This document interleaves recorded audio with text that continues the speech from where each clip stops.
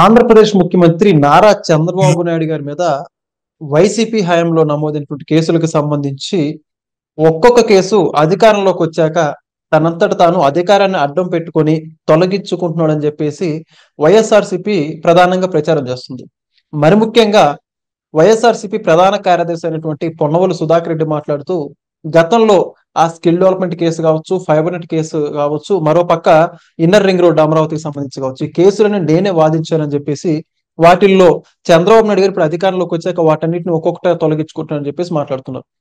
మరి మొత్తానికి అసలుకి ఆ కేసులు ఎలా తొలగిపోతున్నాయి, అసలు అక్రమ కేసులా లేకపోతే ఆ కేసుల్లో వాస్తవికత ఎంత మేరకు ఉంది, ఈ యొక్క అంశం గురించి కొద్ది లోతుగా విశ్లేషణ చేసే ప్రయత్నం చేద్దాం. మనతో ఉన్నారు సీనియర్ జర్నలిస్ట్ డివి శ్రీనివాస్ గారు. సార్ నమస్కారం అండి. నమస్తే సార్, చంద్రబాబు నాయుడు గారు అధికారం వచ్చాక ముఖ్యమంత్రి హోదాలో ఉండి ఆ కేసులన్నీ కూడా ఆయన మీద ఒక్కటి కూడా లేకుండా మొత్తం క్లీన్ చిట్ చేసుకుంటున్నాడు, అధికారాన్ని మొత్తాన్ని దుర్వినియోగం చేస్తున్నాడు అని చెప్పేసి అడ్వకేట్ పొన్నవోలు సుధాకర్ రెడ్డి మాట్లాడుతున్నారు. మొత్తానికి మరి చంద్రబాబు నాయుడు గారు ఏం చేసుకుంటున్నారంటారు? ఇప్పుడు చంద్రబాబు పై పెట్టిన కేసులు మొన్న ఆయన వేసిన అఫిడవిట్ లో మొన్న ఎలక్షన్ కి 19 కేసులు ఉన్నట్టుగా చూపించారు.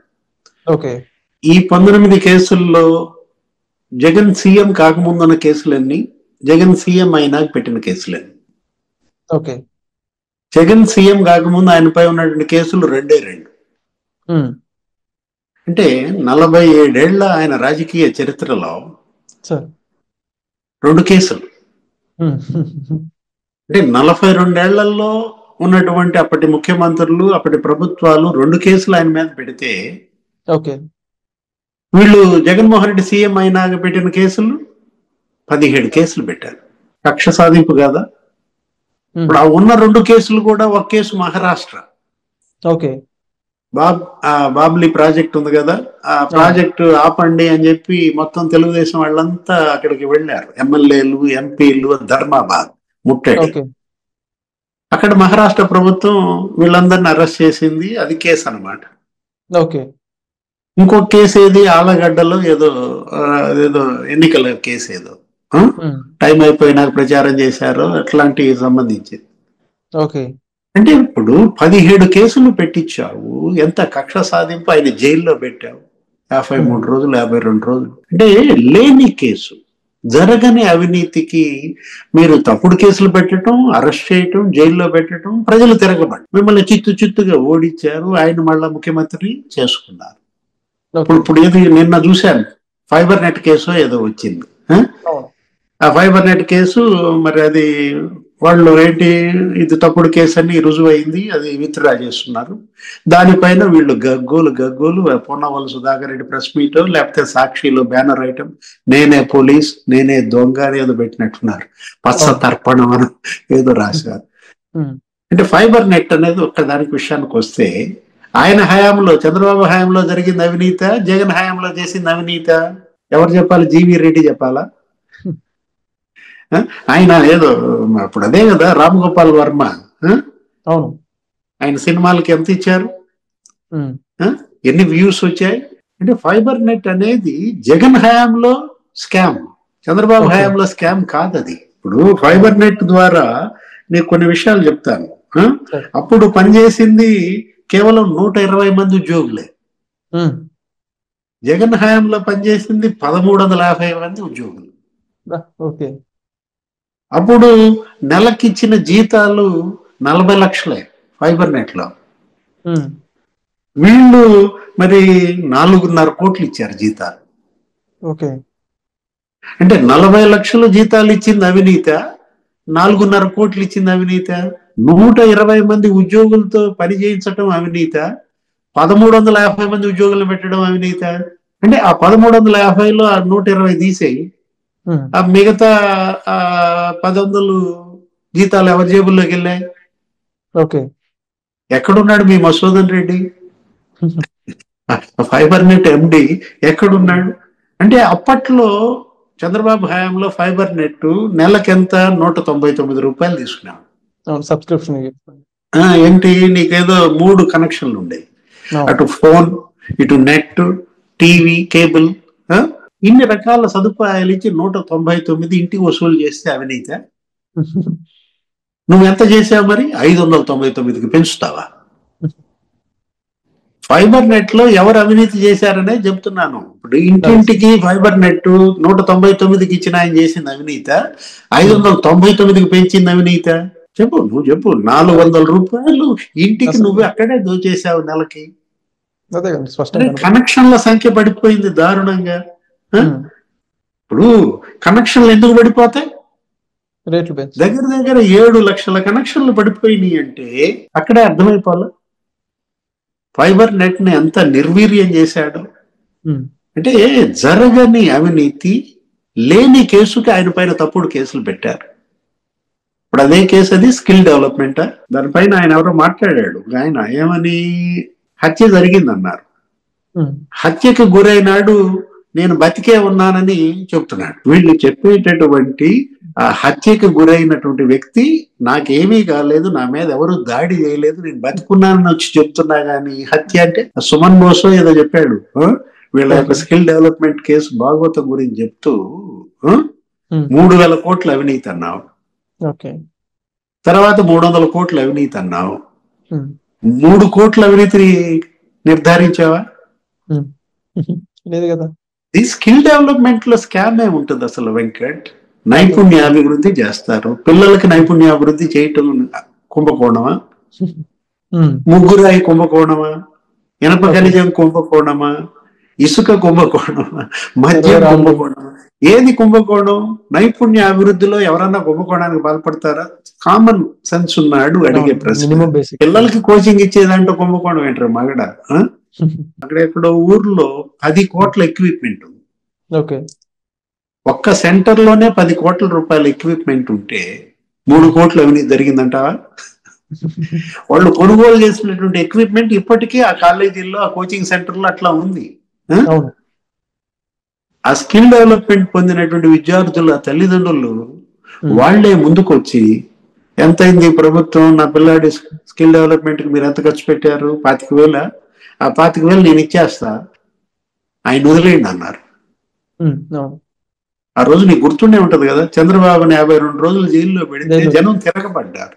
అవును సార్, ప్రజాగ్రహం. హైదరాబాద్ లో పెద్ద ర్యాలీ, అసలు గచ్చిబౌలిలో 1,00,000 మంది సభ, మెట్రో విత్ సిబిఎన్ అని గగ్గోలు ఆంధ్రప్రదేశ్, తెలంగాణ, దేశ విదేశాల్లో 80 దేశాల్లో రోడ్ల మీదకి వచ్చారు.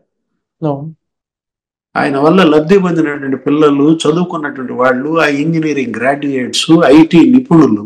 ఏమంటాడు పొన్నవల్లి సుధాకర్ రెడ్డి? అరే, జగన్మోహన్ రెడ్డి పతనానికి, అతని ఓటమికి ప్రధాన కారణం ఈ కేసులైతే, ఆ కేసుల తరపు నేను వాదించాను, ఆ కేసులు ఎలా రద్దు చేస్తారంటే జనం రద్దు చేసిన కేసులై. అది చంద్రబాబు రద్దు చేస్తున్న కేసులు కాదు. అంటే నేనే దొంగ, నేనే పోలీస్ అని వీళ్ళు అంటోంది చంద్రబాబును కాదు, జనాన్ని అనమాట.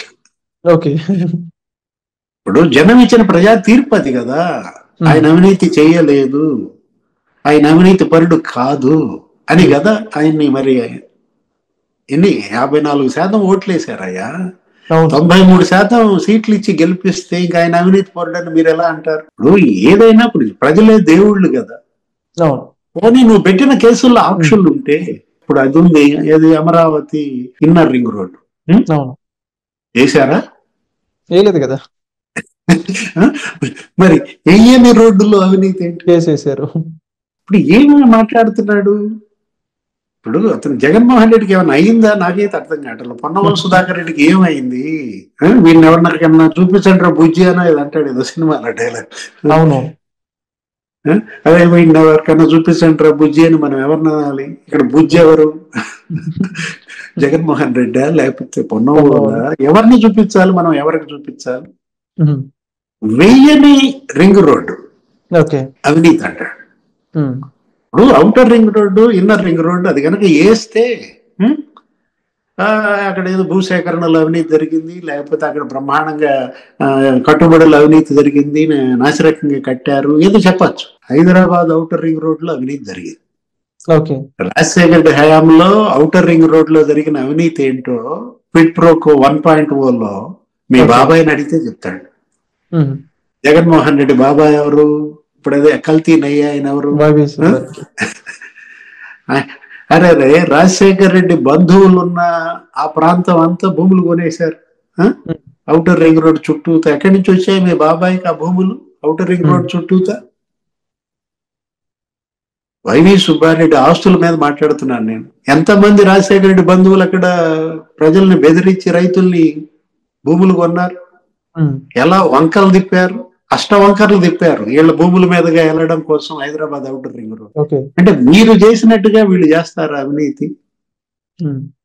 ఏది ఒక్కటన్నా నువ్వు సరైన కేసు పెట్టుంటే చంద్రబాబు పైన ఆ కేసు తీసేస్తున్నారని నువ్వు గగ్గోలు పెట్టచ్చు.